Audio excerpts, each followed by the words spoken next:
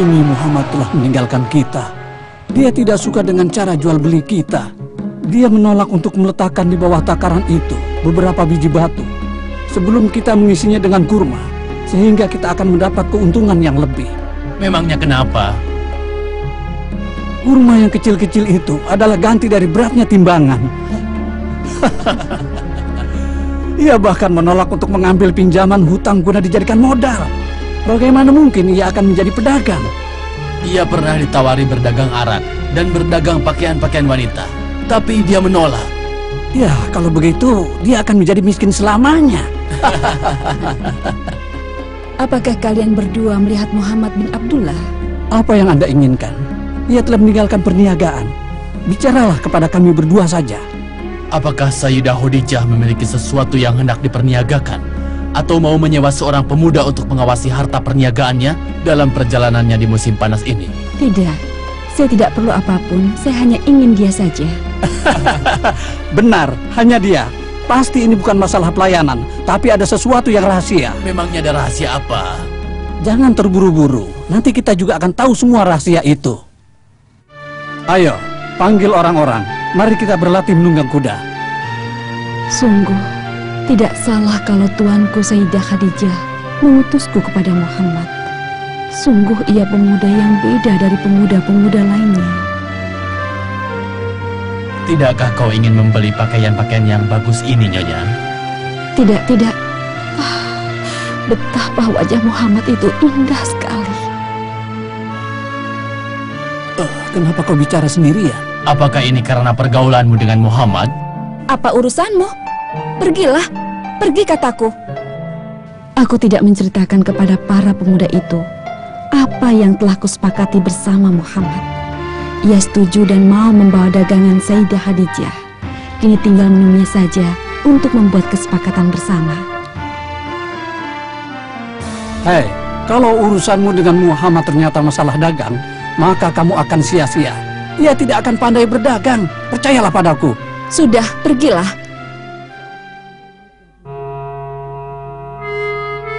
Muhammad seorang yang baik lagi mulia.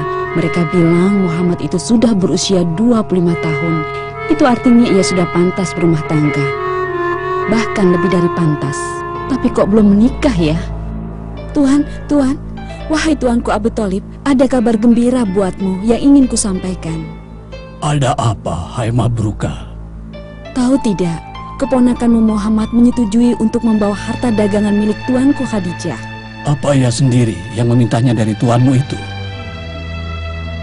Tidak, tuanku, Khadijah sendiri yang memintanya melaluiku. Oh, Muhammad. Betapa mulia, tinggi serta terpuji akhlakmu. Aku betul-betul gembira. Ia dipilih oleh Khadijah binti Khuwailid, wanita terkemuka lagi terpandang sekota Mekah. Ia telah menaruh kepercayaan kepadanya dalam dunia perdagangan.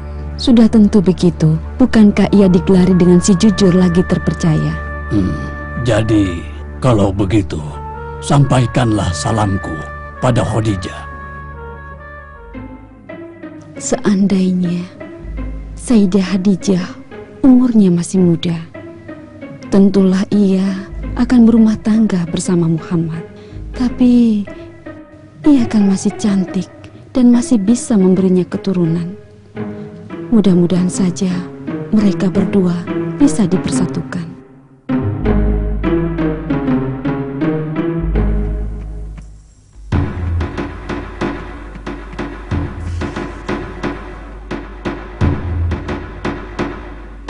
Wahai penduduk kota Mekah, rombongan dagang telah tiba dari Syam. Rombongan dagang telah tiba di Syam. Rombongan telah tiba. Mabrukah? Hai Mabrukah, itu dia Fatimah. Lihatlah unta-unta itu, jalannya pelan sekali karena bawaannya banyak sekali. Kamu yang bernasib baik dan beruntung. Siapa yang mengira dan menyangka kalau perdagangan yang ada di tangan Muhammad akan rugi? Betapa gembiranya aku ketika sampai kabar kepada tuanku Sayyidah Khadijah bahwa sang suami tercinta telah kembali dengan selamat dan membawa keuntungan yang berlipat ganda. Terwujudlah kini impianku. Muhammad sudah menjadi suami tuanku Khadijah. Hari-hari berlalu. Muhammad membawa dagangan istrinya yang dikasihi. Ia kembali ke Mekah, menyendiri di Gua Hiro, berpikir tentang Sang Pencipta alam, khususnya kalau datang bulan Ramadan.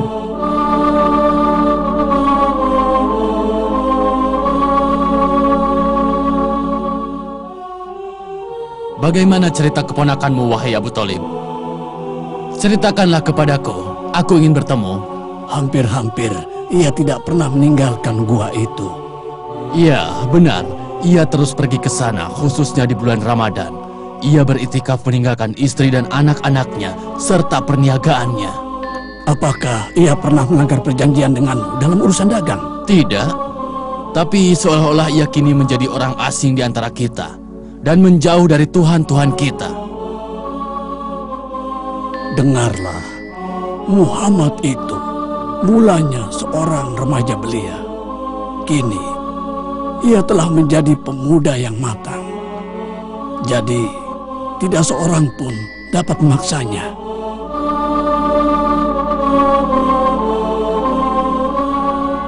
Tenanglah, hai Mabrukah, tenanglah. Barangkali yang bisa diperbuat Sayyidah Khadijah adalah membuat tenda untuk dia sendiri dan buat kita di dekat gua itu. Tuanku sangat mencemaskannya. Lama ia telah menetap di Gua Hira. Sungguh, Tuanku Khadijah amat mencemaskannya. Jangan khawatir, telah kuutus kepadanya seorang yang akan segera datang membawa kabar. Aku tidak tahu, saudariku. Sungguh, Sekarang marilah kita tidur. Besok kita akan terima kabar, saudariku.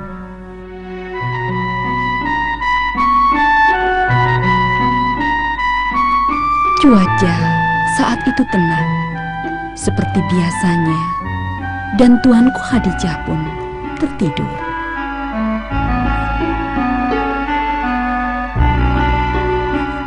Pada suatu malam di bulan Ramadan, telah terjadi sesuatu kejadian yang sangat menakjubkan. Malaikat Jibril alaihissalam datang menemui Muhammad membawa ayat dan memintanya untuk membacakannya. Bismillahirrahmanirrahim. Iqra' bismi rabbikal ladzi khalaq. Khalaqal insana min 'alaq. Iqra' wa rabbukal akram. Alladzi 'allama bil qalam. 'Allamal insana ma lam ya'lam. Sadaqallahul azim. Dengan menyebut nama Allah yang Maha Pengasih lagi Maha Penyayang. Bacalah dengan menyebut nama Tuhanmu yang menciptakan. Dia telah menciptakan manusia dari segumpal darah. Bacalah, dan Tuhanmulah yang Maha Pemurah, yang mengajar manusia dengan perantaraan kalam. Dia yang mengajarkan kepada manusia apa yang tidak diketahuinya. Maha benar Allah dengan segala firman-Nya. Ada apa denganmu, hai Zaid? Kamu bikin kaget saya yang sedang tidur. Apakah ada sesuatu yang menimpa Tuanku Muhammad? Tidak, akan tetapi beliau telah kembali dari Gua Hiro dalam keadaan gemetar, menggigil sehingga keluar keringat dinginnya. Kenapa dengannya? Apakah ia sakit? Tidak, Mabrukah. Kalau begitu apa yang terjadi? Aku dengar dari bincang-bincang dengan istrinya, Khadijah, ada sesuatu yang aneh yang dialaminya. Iya, terus? Ada suara yang memanggilnya, "Hai Muhammad, engkau adalah Rasulullah dan aku adalah Malaikat Jibril." Benar Muhammad Rasulullah? Sayyidah Khadijah langsung mempercayai dan membenarkan apa yang diutarakan suaminya. Demikian juga halnya dengan Abu Bakar. Beliau sangat mempercayainya. Begitulah ceritanya. Kalau begitu, di mana Tuanku Muhammad? Ia langsung tawaf mengelilingi Ka'bah seperti biasanya sepulang ia dari Gua Hiro. Aku dengar dari mereka yang mengatakan bahwa Tuanku Muhammad telah didatangi seekor nyamuk yang paling besar yang juga mendatangi Nabi Musa alaihissalam. Kini Muhammad mulai menyampaikan ajaran Islam dan mengajak orang-orang dari menyembah berhala kepada menyembah Allah Subhanahu wa Ta'ala yang Maha Esa dan Maha Perkasa. Tiada Tuhan selain Allah. Allah Maha Besar. Aku bersaksi bahwa Muhammad itu utusan Allah. Kita harus menghentikan langkah Muhammad. Iya, dia telah menghina Tuhan-Tuhan kita dan mengajak manusia menyembah Allah semata. Banyak orang yang telah beriman dan mengikutinya. Harus dicari suatu jalan untuk menyingkirkannya. Ya, kita bunuh saja. Bunuh saja dia. Apakah kita tidak memperhitungkan nanti balas dendam dari keluarga Bani Hasyim? Coba kita pikirkan baik-baik. Kalau begitu, kita ikut sertakan saja seorang pemuda dari setiap suku, kemudian kita bunuh dia. Ini tempat tidurnya. Dia pasti tidur menggigil kedinginan. Kalau begitu, kita dobrak saja pintunya, lalu kita bunuh dia. Jangan, kita tunggu sampai keluar untuk menunaikan sholat subuh. Lalu kita sergap dia. Malam itu Nabi Muhammad dengan ditemani Abu Bakar menempuh perjalanan hijrah menuju kota Yathrib. Keduanya keluar dengan sembunyi-sembunyi di balik kegelapan malam.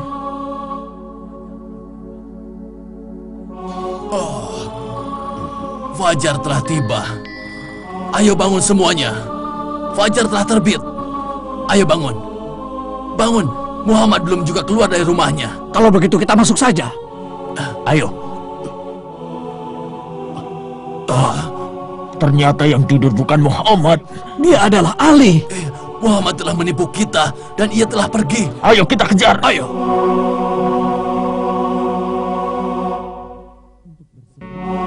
Nabi Muhammad mengusulkan kepada Abu Bakar untuk bersembunyi di salah satu gua.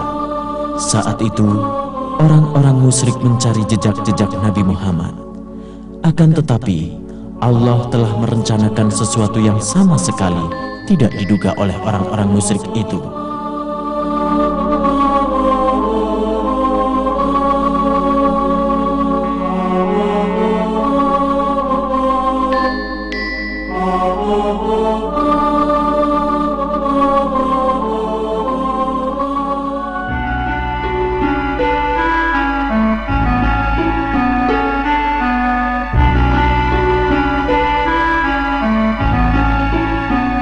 Gua itu tidak pernah dihuni. Lihatlah laba-laba itu sedang bersarang, dan lihat pula sepasang merpati yang sedang bertelur dan mengeraminya. Tidak mungkin. Rasanya dia dan teman-temannya ada di sini. Ayo, kita cari di tempat lain. Ayo. Ayo kita cari. Demikianlah, Allah telah menyelamatkan nabinya serta sahabatnya dari kekejaman dan kelicikan orang-orang musyrik. Akhirnya, keduanya melanjutkan perjalanan dan sampai di Yathrib. Lalu, mereka disambut orang-orang Ansor dengan sambutan yang meriah. Itu dia sudah sampai. Iya, dia itu Rasulullah. Rasulullah telah tiba. Rasulullah telah tiba. Rasulullah telah tiba. Allahu Akbar. Allahu Akbar. Allahu Akbar. Allah Maha Besar. Allahu Akbar. Allah Maha Besar. Setelah beberapa tahun tersebarnya dakwah, Muhammad kembali ke Mekah bersama orang-orang yang dahulu ikut hijrah ke jalan Islam. Beliau hancurkan patung-patung yang ada di sekitar Ka'bah dan mengumandangkan ajaran Islam. Semoga salawat serta salam selalu tercurah kepadanya.